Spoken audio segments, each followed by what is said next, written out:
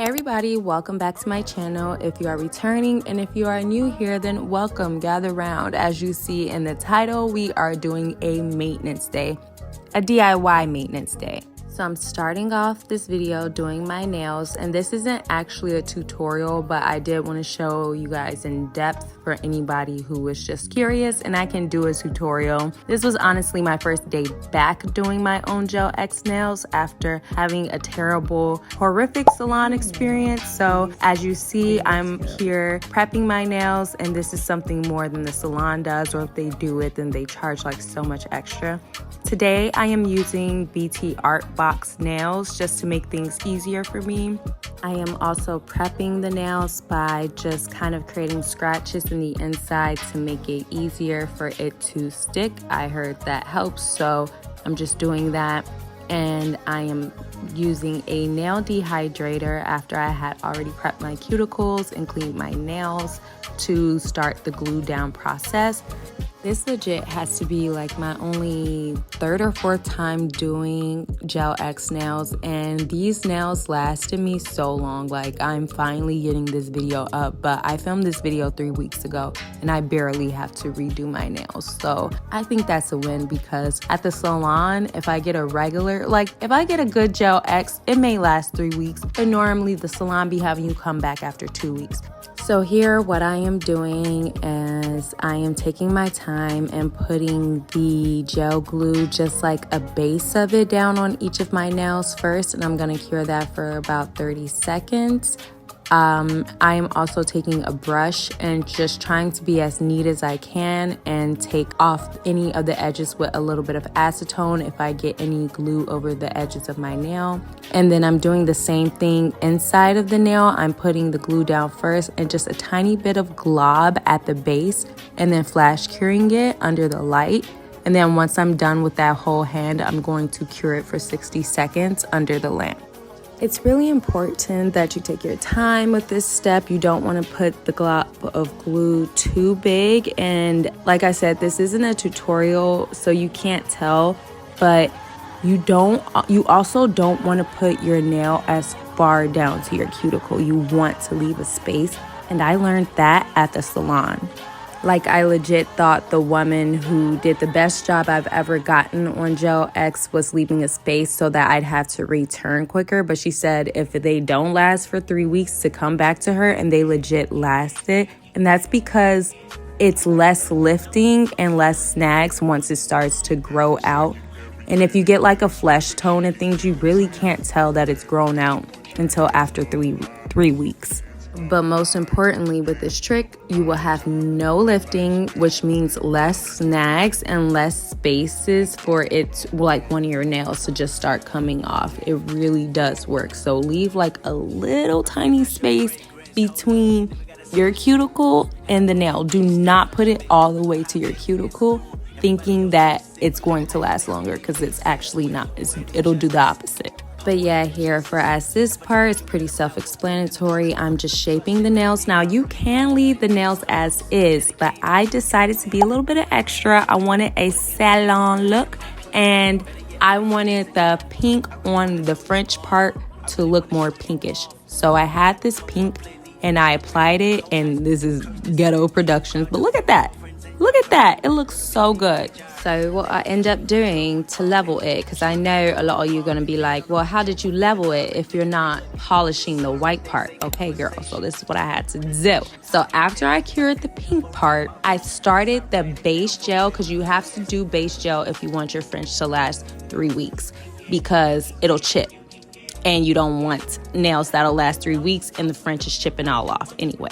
But anyway, so I started with the base gel at the top of the nails so that it can kind of level, and then I kind of spread it thinner towards the bottom where the pink already was, because the point of the base gel is just for the French tip part anyway.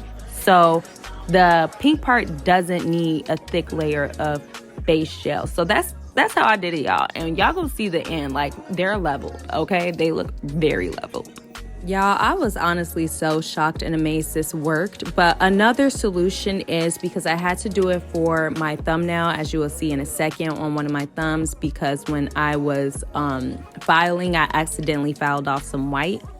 So what I end up having to do is I had a white on me already, and I just polished the white part of, see, look at that, see, look at that, see, look at that. So I had a white already, and I just end up polishing that. And you can honestly do that to all of them if you have time.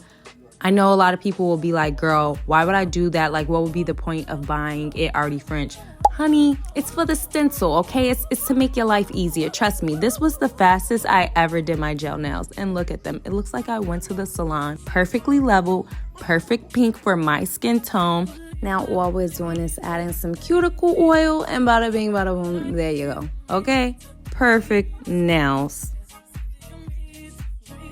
I'm so excited. I can't stop talking with my hands.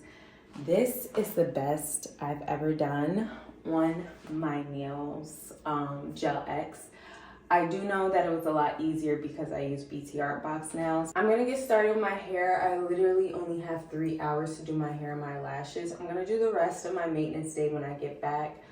It's Valentine's Day. I have somewhere to be tonight, but I don't want to take all day on my hair. So I'm just going to show you guys what I'm going to use. And if y'all want a hair routine silk press, I'll arrange for that video to happen. So today I'm going to use Dry Itchy Relief Damage Therapy shampoo. As far as hair mask, we're going to be using this. I really like this stuff. It's gone though.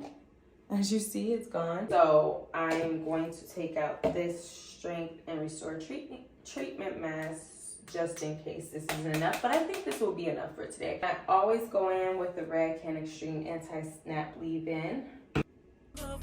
Hello again, darling. Voiceover Sabrina here, and I'm just showing you what I do before. So normally I do stuff like this the night before, but I also like doing it right before because I'm just in love with head massages. And I know my ends look a little bit crusty, rusty, dusty, but I did end up getting my ends dust later by my sister. So yeah, we're just going to ignore that. But I also like going in with a high frequency wand because I just feel like I've seen so much hair growth and been getting so many comments on how thick my hair is. Please ignore the fact that one half of my hair is longer than the other. Like I said, I went and fixed it. But I wasn't able to film the routine and the shower of washing because I was in a rush. So again, these are the products that I used this time. And I just like to spritz the Redken in my hand and just put it on my ends. And I just blow dry my hair like this. Oh guys, guess what? I got a Dyson. So the next time you see me doing this, I'm going to be doing it with a Dyson blow dryer. I went to my sister's house, she has a Dyson, and I used hers and fell in love with just how my hair felt and everything. So I went and bought it. But yes, you know, this isn't a silk press tutorial, but if you guys are curious about my step-by-step routine for a silk press, hey, we can turn that into a video as well. But you know, I like to section off my hair. This is also one of my favorite hair straighteners. This is my sister's as well. I need to buy my own. But, you know, I just bought a Dyson, so give me a second. But, you know, I like to use the chase method with a board bristle brush, and one pass always does the trick. Well, as you can see, I do pass through my roots a few times, but, you know, through the whole of my hair shaft just once. And as you can see, it's nice and laid, and we are doing our lashes. This was horribly filmed.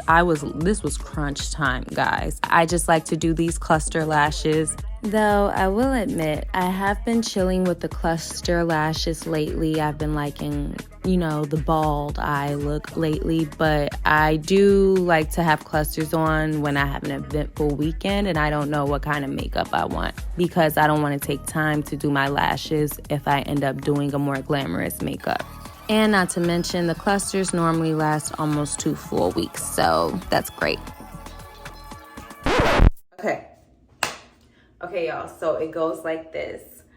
Boom, it's Thursday. Just finished my nails. I could tell I was starting my period, but I was like, yo, I gotta finish them. Actually, came out really nice. I was starting my period, knew that was gonna happen. Valentine's Day happened. Saturday, gave my daughters their Valentine's Day. It's a tradition for me to either take them out to eat or make them a dinner. Boom, that happened. Sunday, took them sledding in the morning, and I had planned to finish. Guys, it was that sledding that made me sick. And I already was feeling sick before then, so I'm pretty sure I was gonna get sick before then, but it really did make me feel worse. And ever since then, I've been fighting for my life to finish this video. What other maintenance things did I have to do? Just my eyebrows and a facial. I wasn't gonna do my toes because when I was filing, getting the gel polish off, I accidentally was a little too rough and I broke my big toenail on my right foot. I'm going to have to just nurture it, wait for it to grow back. It's a good thing it's winter. I'm wearing socks anyway, so I wasn't too devastated about that. I was gonna do this brow lamination kit that I got from Amazon. But you know what? We can do that our next maintenance day. If you guys wondering, hey sis, this is a glow up. Why do you look like you just came back from The Walking Dead? It's because I've been sick. I've been sick. I've been on my period. I was already breaking out because of my period. Oh yeah, that's what I was gonna tell you. I'm not even doing a facial anymore because you're not supposed to really mess with your skin a lot, use a lot of products when you're on your period or when you're getting off your period. Your skin is sensitive and things, but as well as when you are just sick. Like, I've been blowing my nose is red. It's not as red as it could be because I learned putting healing ointment on your nose when you're sick really helps that prevent that raw feeling where your skin's just peeling and burning around your nose from blowing it so much. So if you get sick, remember to buy you one of these. But I finally got enough strength.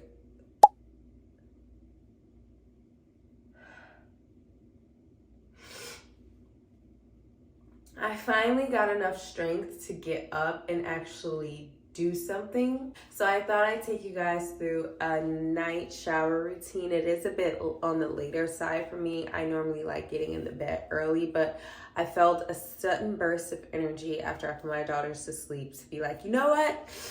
It's now or never. I'm gonna finish this video. Change from self-care. I was from maintenance to self-care.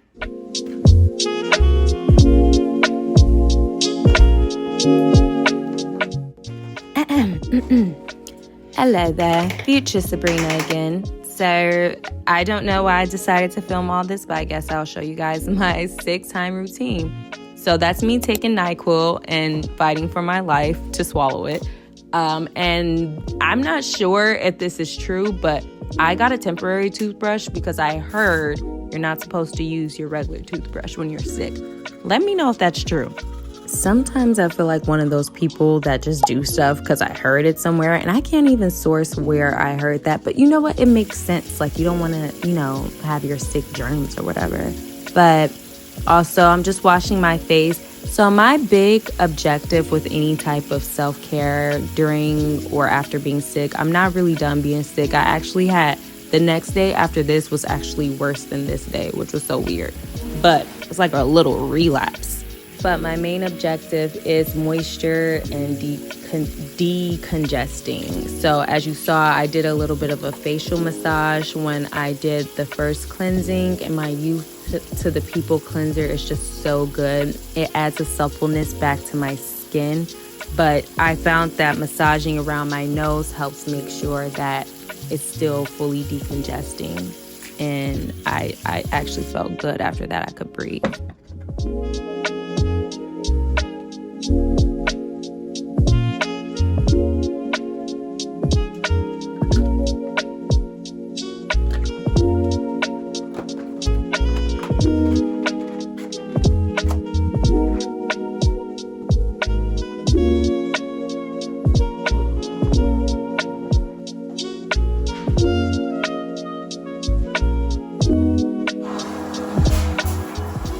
Okay, and then another tip, right after I got the shower started, I got my shower steamers, which is a Vicks Vapor Steamer dupe. It worked really well, and you're gonna let the shower get steamier than Rose and Jack in Titanic.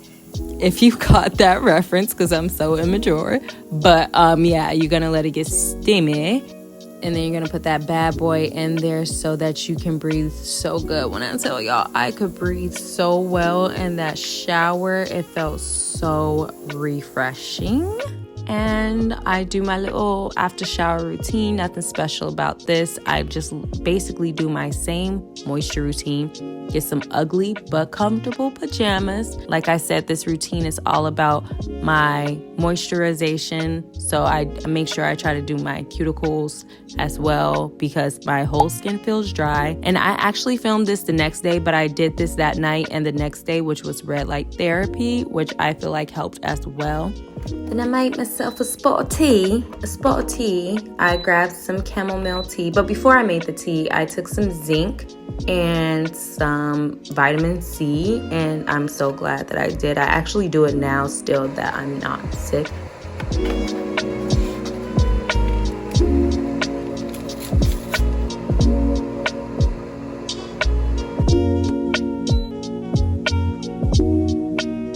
And then I finally got back into bed, but I felt so productive even though all I did was get up and shower and change my pajamas and get back into bed. I started Legends of the Fall because that is my movie. But that is it for this video. If you guys made it through to the end, thank you so much. Well, thank you for just tuning in anyway. If you like this content, make sure that you subscribe and give it a thumbs up. Let me know things that you do on your sick day. It could help me out. It could help viewers out. And I'll see you guys in the next video. Bye.